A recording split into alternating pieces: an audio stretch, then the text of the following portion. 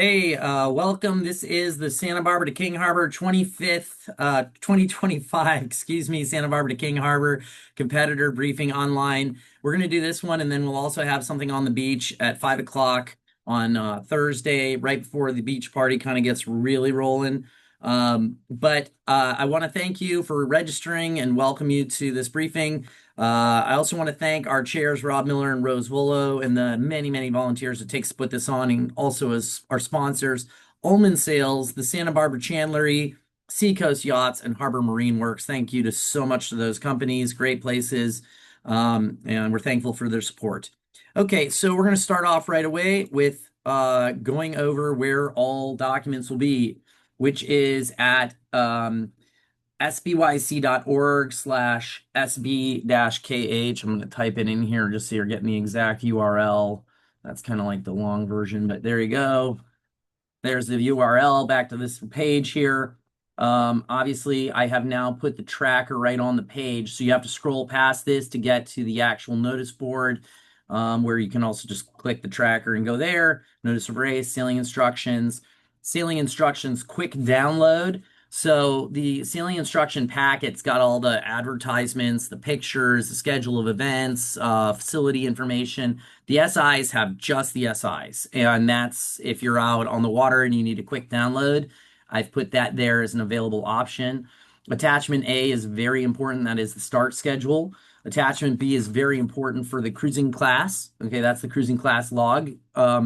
These documents are in your handout packets you'll get at check-in. So paper versions of them are in your check-in, your packet.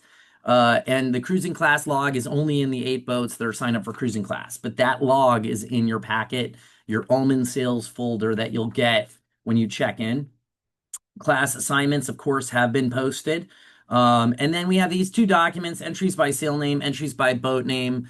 You don't need those documents. We put them in everybody's packets. But if you're like sailing along and you want to figure out who this boat is next to you, you've got an entries by sail number list and an entries by boat name to try to find out who they are. And then, these facility information, schedule events, attachment H, these are actually all in the sailing instruction big download packet, but I kind of put them here separately as well. So if you need to get to them. So I wanted to talk really quickly about docking, and the docking is actually all in our notice of race, the information for what to do for docking. And there's really 2 arrival windows. So one is the main arrival window, and that's going to be basically Thursday morning tomorrow from 7 a.m. till the end of the day, 5:30 p.m. roughly. You can follow these instructions, radio on channel 7-8 to check in with the race committee that can kind of help you get your spot, and then you're going to check in and get a die tab at the Harbor Patrol accommodation dock. But, more or less, you can call these folks on channel 7-8 and they'll guide you through the process. However, a lot of boats are coming early or late arrival, and then you're just going to go straight to the harbor department. So you can call them on their telephone or you can call them on channel 12 and let them know you've arrived. Many people inquire about getting their slip assignments early. We cannot do that on policy. That is a policy of the harbor department. As a reminder, the Santa Barbara Yacht Club does not own these slips. These are all Santa Barbara Harbor slips. So we do collect the money and give the money to them because it's them renting out the slips. So we don't set those prices. It's all the harbor department. And they also don't do special requests. So I got a request for, I need shore power. I need this. We can't do that. I'm sorry. So you just sort of have to be prepared for you might get a slip. And if you get a slip, you can plug into the shore power. If you don't get a slip, you cannot plug into shore power. I'm sorry that's the case, but that just is the case. So if you're rafting, you can't run cords along walkways or across walkways. That can get us in trouble with the harbor department, number one. Number two, of course, we're going to be walking around unplugging those. Okay, so like you can't run tripping hazards across the docks. Pretty obvious why. All right, so there are some benefits though, some things that come with your slip. You got free bilge and sewage pump out, marina gate cards, the Marina 1, where most of the boats will be. So let me go to attachment H to show you the marina. So here's Marina 1, is this big marina over here. Marina 2, 3, and 4 over here. The accommodations dock is right here. Let me zoom in a little so you can see this. The accommodation dock is right here. So for a boat that's arriving tomorrow during the regular window of 7:30 a.m. to 5:30 p.m., you can call on channel 7-8. And there's gonna be some people stationed up the yacht club answering your call. You guys cruise up the channel. They're gonna have you go to the accommodations dock to get a die tab, and they usually will give you a map and then also your location to where you're docking. Then you're going to go to your location that you're docking at. There should be some Youth Foundation sailors there to help you dock, hopefully. And then that's pretty much it. If you need a Marina Gate card, you can get one at the harbor office, but we ask that you do that after you get docked, so we're not tying up the accommodation dock with a bunch of boats. Number one. Number two, if you have a Marina card from previous years, bring it. They can turn it on for free. So please bring that. And finally, the gate is open from noon to noon, so you probably don't need a Marina Gate card if you don't have one. Alcohol is permitted to be in any of the docks and in Marina One, but technically speaking, walking from the gate of Marina One to the yacht club, you're not allowed to have alcohol. I will say this, there's more leniency, even though that's a rule, you're not allowed to have alcohol there if it's between the yacht club and Marina One. But if you go past this big star, which is the harbor department, and keep walking with alcohol, watch out. That's all I'll say about that. So, more leniency tends to be if you're walking from Marina One to the yacht club or vice versa. But technically, even that's off limits. But if you go past the harbor department, you're on your own. Okay, restrooms and showers. There's some restrooms and showers here and here in Marina One. Again, a Marina Gate card will get you in there, and I believe those are open noon to noon as well. The bathrooms and the gates. Other facilities. So, parking. We cannot, unfortunately, we cannot offer parking in the yacht club parking lot for anybody but members. There's too many boats at this regatta. We just simply cannot do that. Well, there is pay parking right here. I think it's $20 a day for cars, and there's plenty of spots over here. If you want to park for free, Pershing Park is a baseball diamond over here. You can see it's obviously a bit of a longer walk. I would say maybe 10-minute walk from here down to middle of Marina One, but that's free parking. There's also oftentimes free parking on Bath Street right here. I'm going to zoom in for you here. It's not written real clear, but that's Bath Street. And there's free parking at Pershing Park. As a baseball diamond is what you're looking for in the Carriage Museum is right there. Okay. Other things. We'll have complimentary ice in the yacht club parking lot on the morning of the event. So there's going to be a big barrel. Don't miss your chance to get as much ice as you need.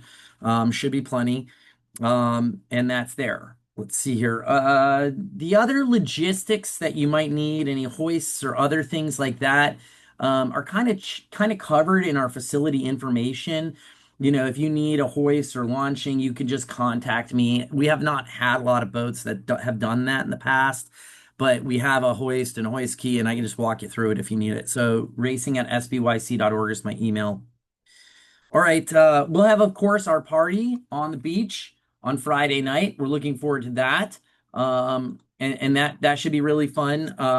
The dinner is, your Santa Maria tri-tip. It's gonna be delicious buffet, $25 out the door, which is a pretty great price for what you're gonna get. And then $15 starting at 7:30 in the morning on Friday. We'll have like a racer's breakfast, eggs, potatoes, bacon kind of thing, for $15 out the door. At King Harbor, they'll have snacks and things like that at the finish line, so feel free to take advantage of that. All right, let's talk about trackers for a second. So I've got a tracker here, and I'm going to kind of go over this when I hand these out with you guys, but I figure since hopefully a lot of you will watch this, if you've never done this before, we're going to give you a tracker with your name on it, and if you're in the marina, we're probably going to have it turned on. Okay, it's not turned on right now. This one is not. But if you're in the marina, we're going to say just go put it on your boat and turn it on. That way we can kind of check it's broadcasting right away early in the morning on Friday. If you're taking it home to a hotel room because you just don't feel comfortable leaving it out, or you're going to take it down below on the boat, then you kind of need to turn it off. If you don't turn it off, it'll drain the battery because it'll ping against the ceiling of your boat or the roof, the ceiling of your hotel room or whatever, and it'll just keep pinging, pinging, pinging, and spending all of its energy. So you can only have it on when it's outside in clear view of the sky. So to turn the thing on, there's like four buttons here. One, two, three, four, and then a middle button. You're gonna press the side buttons and then the up button. And then usually it goes, this one didn't do the, but it is on as you can see. And it says it's battery. I'm trying to get it. It says 100%. To turn it off, to deactivate it, you press the middle button and you scroll down to deactivation. So it says deactivation there. I'm going to press the middle button one more time. It's going to say, are you sure? And I'm going to say yes. And then it just turned off, right? So two side buttons and then up button to turn it up. Two side buttons, then up button to turn it on. And then you press the middle button, scroll down to deactivation, hit again to turn it off. And that's it. There are instructions that we'll be handing out so that you can take a look at, how to do everything with this tracker. But ultimately, we've got those trackers for you so that you can see where everybody is on the course, etc. It is also the official finishing time for you. Okay, so the race committee will use that in conjunction with any necessary data to, get the proper finish time when you cross the finish line, which brings me to a pretty important thing. Let's go to the sailing instructions and talk about the finish detail. So here's the start detail and the finish detail. Well, I got to share my screen. Probably want to see that. Attachment C, start detail. This is right in the SIs. And you can see here's our start line, the starboard yellow line, port orange line. And here's the finish detail. And what's important to know about this finish detail is basically the finish line is a virtual line. Okay, it is between nothing and nothing, a GPS point and a GPS point. So there is in the vicinity, lined up at this corner, is the corner of the Redondo Pier. Okay, so it kind of lines up with that. And then there will be in the vicinity a bell buoy.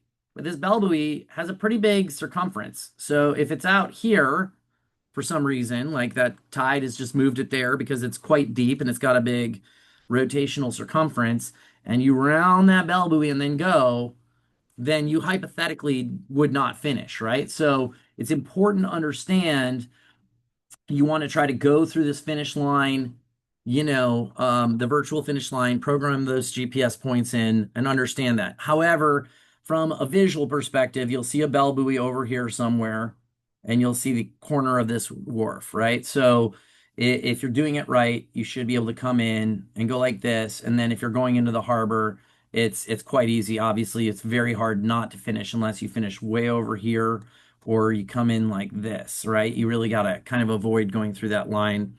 So anyway, you can return your trackers in the King Harbor right at their guest dock. And we would love for you to do that so we can get them back to Yellow Brick as quick as possible. I think that's it for the tracking. The only other thing I will say, actually, I'm going to share this, is to make absolutely positive that you record your documentation as is stated in Sailing Instruction 19. It's very critical that we have that. Many boats did not do this last year. We ended up calling around and trying to find it, but that's not our requirement of the race committee. So we need you to send us this via email or text, ideally email, with your picture of your GPS location and the Pacific Daylight Time from GPS, so that we can guarantee and say, okay, great. Like the yellow bricks are 95% accurate, right? But there's 5% of the time one of them glitches or something weird happens where it just didn't record the finish time. We need you to record that accurately as best you can. And send us that information, regardless of whether you think you finished the yellow brick finish correctly or not. Okay. Final thing is we're side scoring ORR, and we had a fair amount of boats ask us to score ORR beyond the subclass. And so if you're listed here, we basically have, your request to be a part of it. If you don't have a certificate, then we aren't going to score you because we don't have a rating to put for you. But um, if you want to be scored in ORR and you're not listed, you can go to the results and click to see who did sign up. If you're not listed, you can still email me at racing@sbyc.org to be on that list. Um, all right. I think that's pretty much all I want to go over here. We're going to send out a weather forecast. Um, don't forget to check in on land to get your tracker on Thursday, as well as on the water on your way out. You'll hold up a crew number, how many crew people you have on your boat, and your sail number on pieces of paper. So, two pieces of paper as you exit the harbor, so we know who's going out there and checking you in. And that's it.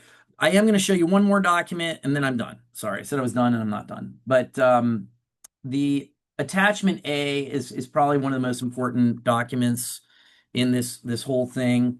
So as you saw on that starting detail, there's a yellow starboard start line, and then there's a orange port start line. I feel like it's easiest to see in the finish detail to give you an idea of what that looks like here and here. Be aware there's kelp over in this corner. We decided to move this a little bit closer for numerous reasons to shore. We wanted to be able to do a lot of things that we couldn't do when it was further out.